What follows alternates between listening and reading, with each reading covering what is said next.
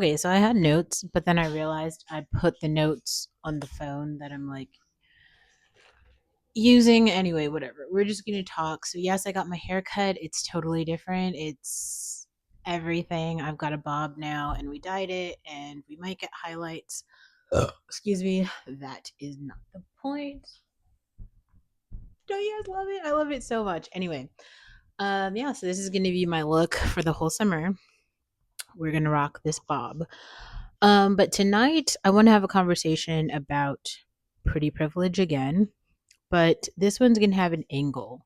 And it's about the commoditization and the economics around pretty privilege because, like, okay, so I finally understand, like, clavicular and face smogging, right? And all these, like, Gen Z looks maxing terms. But I actually realized that, so Marlon the Mogger, right, is like the one who kind of like started all of this.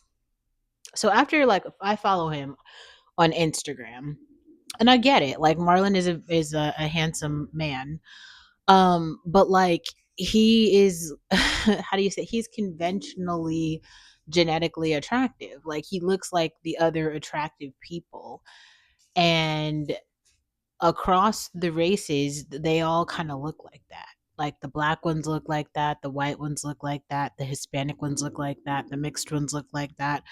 They all have the same, it's Gothica. If you're not noticing that, right? You have like the defined jawline, the very low percentage of body fat, a lot of facial symmetry.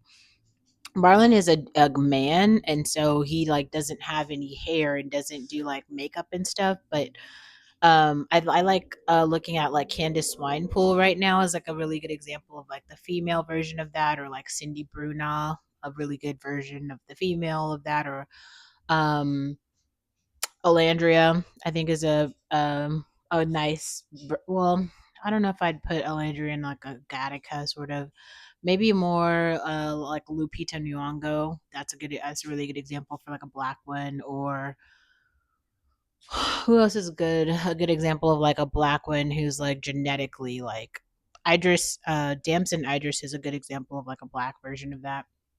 Just people who basically you could see in like supermodel campaigns, not like the people who are just like celebrities. I think Charlize Theron is also a really good example. I've seen her on a few carpets lately. I've said this for a while, but Blake Lively and S Serena just works, and that's why I like use the name Gossip Girl. Like, she was just cast so well for that role, and it just makes so much sense. But I want to bring this back to like raw economics, because like over the last 2 days, I figured out how to like put this into words. So I'm just gonna like walk you guys through my thought process. Okay, so obviously we live in a patriarchy, right? So that means the men are making the money, and then they're at like the top. So they have all the power and they have all the resources. So, like, when we're talking about resources, we're basically just talking about money. So, like, at the top of the pyramid right now, obviously, you can look to Elon Musk and Jeff Bezos. So, all the other men have less than like Elon Musk and Jeff Bezos. We all know who that is. There's other rich men too. There's like a lot of rich men in the world. So many. But really think about, like, what do they spend their money on? Resources are money. So, what are they spending their money on?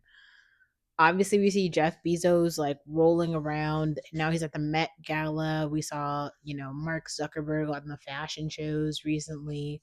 So they're spending their money on like women and fashion and showing up to high prestige places. This is why like high fashion matters. I'll say it again, like high fashion matters. Fashion matters.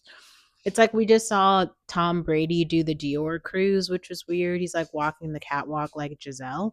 Because in the world of men and football, poor men watch football. Rich men watch fashion shows. Not for the fashion, but for the models. The beautiful people are in the spaces with the money. I'll say that again. The beautiful people are in the spaces with the money. This is why our entire economy right now in the West is built off of health and wellness, because the more well you are, the better you will look. The more healthy your hair will be, the more your skin will glow, the more your teeth will be white, the lower percentage of body fat you will have. It's really easy to go eat McDonald's every day and then get really fat and have a large, like a high percentage of body fat, to have really bad skin and your teeth are awful. All that stuff is free. Like, just being alive is not enough to be pretty. Like, it takes so much work and maintenance to maintain pretty. I'll say that again. It takes work and maintenance and money to maintain pretty. Everything down to dinner. Everything down to dinner. So, I guess like I was trying to like backtrack a little bit and understand like why did I know this before other people? And the reason is because like, and I've said this already, if you haven't seen my video about like why where you start matters, I talked about Kerry Washington. Yeah, Kerry Washington. I like her story the most because it makes the most sense. Kerry Washington started in the low middle, but still the middle, and her story is just very reflective of what it means to start in the middle and just be surrounded by a lot of wealth. Like Gwyneth Paltrow and Kerry Washington went to the same school, but Gwyneth Paltrow was rich and Kerry Washington was not. And she has a book that she wrote about this, so you can listen to her stories for yourself if you are interested. But that's not even the point. The point is, like, for me, going to school and growing up where I went, I was around a lot of other people whose normal was a couple standard deviations higher than mine. And then I also have like a plethora of family members who've also just had like a lot more than me. And I've seen what that is and what that looks like.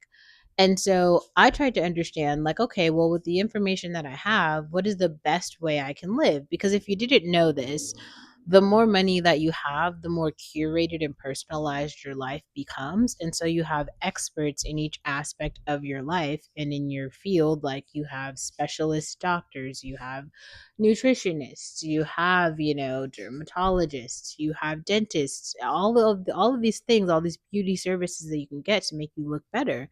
And they help you look better. And that's why, like, you look to the person who has the most wealth, the most access, the most information, and then you can ask them, like, oh, what is it that you do so that you look like that? Because I want to look like that. If you do, maybe you don't. I don't know. But I will say there's not many people at the bottom who you're trying to look like. Now, another part of this, though, is like the poor but beautiful people. And I think in this case, like, that's what Marlon is, Marlon the Mogger, right? I do think that there's a lot of people, especially who are coming from the developing world, who are just like poor and beautiful, and that is a real lane that we have to give credit for. And the reason that that's important is because, like, what if all you had was like your body and your family and your like religion or your core beliefs or values, right? So that means your whole life you're just trying to live the best life that you can according to those morals and principles. This is why, like, there has to be a space, a real space for people who grow up simply eating like rice and chicken to get bigger, to have more experiences over time, and to participate fully in the world that we live in. This is why, like, kind of the Walmart experience, I make fun of it because, in terms of social class, it is the bottom, but the Walmart experience is like life. And I do want to make it very clear, choosing life is like better than choosing death or aborting.